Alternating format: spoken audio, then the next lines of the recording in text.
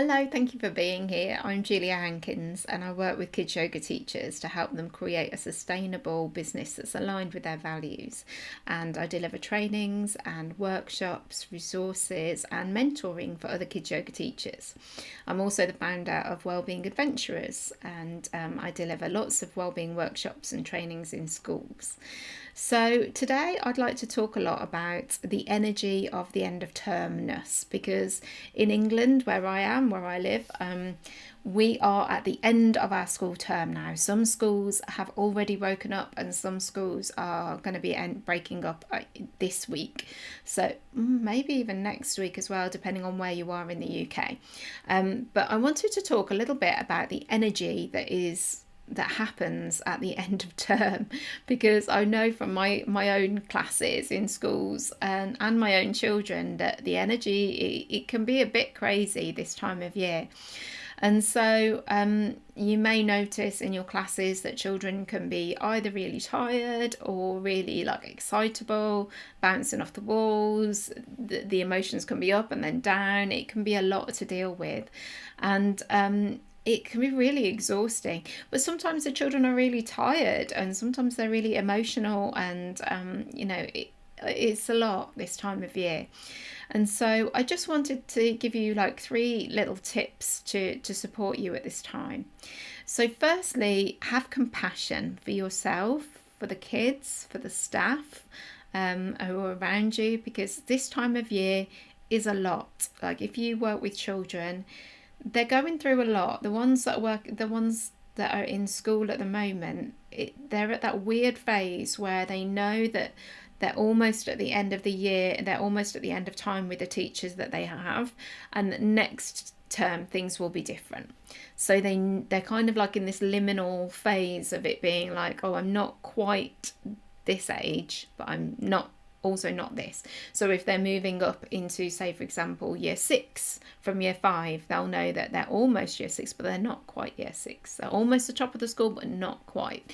And the same for year sixes going up to secondary school. You know, they're no longer fitting in the primary school because they'll have been to look around their secondary school. Some of them may even have got their uniforms for their secondary school. They'll be doing lots of talking and lots of transition work for that.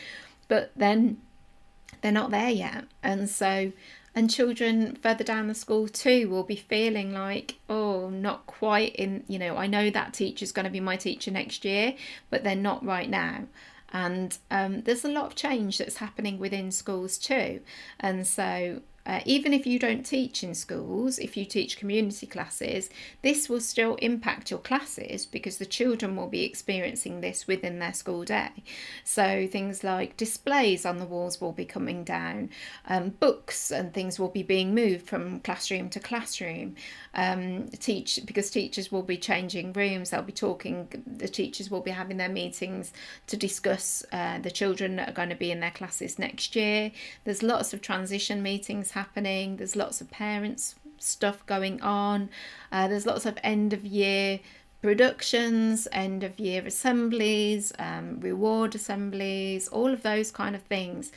There's a lot of changes and a lot of things to remember, and like something different every day. And that can be a lot, especially for children that like structure and children who don't like change. That can be really hard.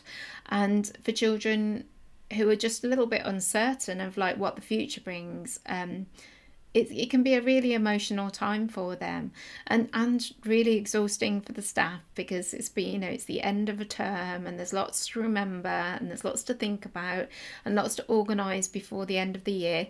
And just having compassion for everybody involved, that things might be a little bit bobbly for a little bit, and also having compassion for you because it can be hard to manage other people's energy in that way. And I definitely feel like sometimes children come into my classes and I'm not quite sure what the energy is going to be like, and I'm like, oh, okay, it's a bit like this, and I'm going to kind of bring it down, or oh, it's quite down, I'm going to kind of bring it up. And it's like, it's energy work, isn't it? When we work with children, we're working with their energy, and at the moment the energy is a bit up. So have compassion is the first thing. And the second tip I would give you while working with children at this time, whether you're in schools or whether you're in community classes or those kind of classes, I would say speak to the changes and validate emotions.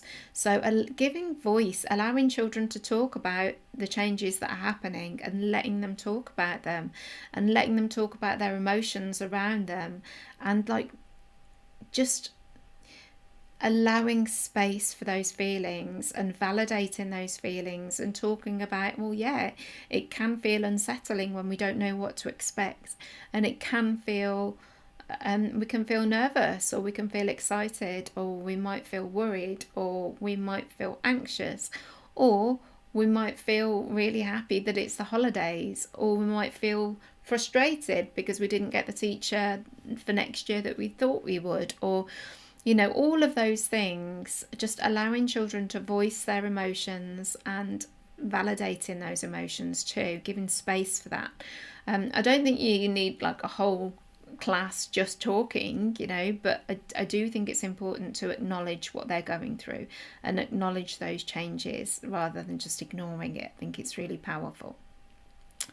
And my last tip is which you will do anyway, I am sure, but sharing tools for grounding and relaxation. And so it can be really tempting at the end of term to be like, yeah, we'll do the fun classes, we'll just do all of the props, all of the fun, and I definitely do that.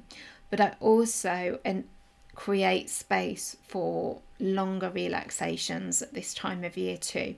And I also create space for sharing grounding tools so that the children can use them in their lives at this time.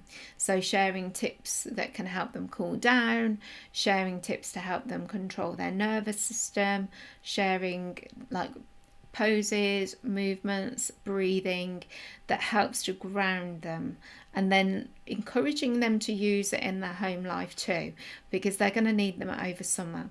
And remember that you have these tools to rely on too. I think as facilitators for these classes, we can quite often forget to use them on ourselves. We're really good at sharing them with other people and then forget them ourselves. So just remember your grounding tools for movement, breathing, relaxation, and sharing those with the children. And don't think that just because things are exciting at school that they don't need relaxation. It can be really tempting to just be like, oh, okay, well, we won't do that, we'll just have a fun session. And I think a fun session is great, yes, but I also think you still do need those tools for relaxation and talking to the children about how they can integrate this into their lives in the summer holiday. So I hope you found those tips useful. I'd really love to know your thoughts on it, and I'd love to know how things are going in with the children that you're working with at the moment. How's the energy levels doing? Are you needing lots of grounding tools? How are the emotions? I'd love to know. Also, I have now launched my live training for captivating cards. So if you would like to be on the live round, it is less than a half price if you book before the 23rd of August. The live training is on the 27th of August, and you'll be receiving your recording directly afterwards.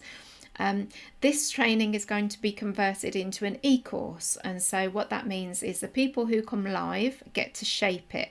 So you get to email me your questions. So people who book on and buy the training, you get all of the resources immediately. So you get all of my yoga cards, immediate access to those that you can print and laminate if you want to, at the pace that you want to. So that's the alphabet card, the partner cards, the named pose cards. There's 4 sets of those. There's the a manual, lots of stuff for you that you can just immediately download, and then you can send me any questions, and then I shape the training around your questions, and then you get a chance to ask me questions afterwards as well, because that information will go into the e-course. And then so at the point at which it becomes an e-course, the price goes up. So if you would like the training and and my resources and my Captivate cards, check out the training that I'm going to put in this link. So I'm really looking forward to seeing those of you who are coming to that live. And yeah, I just wanted to share all of that for you so you didn't miss it. But I hope you have a lovely last few days in school, or if you've already finished, or last sessions of the year. And yeah, I hope all is good with you. Thanks for watching.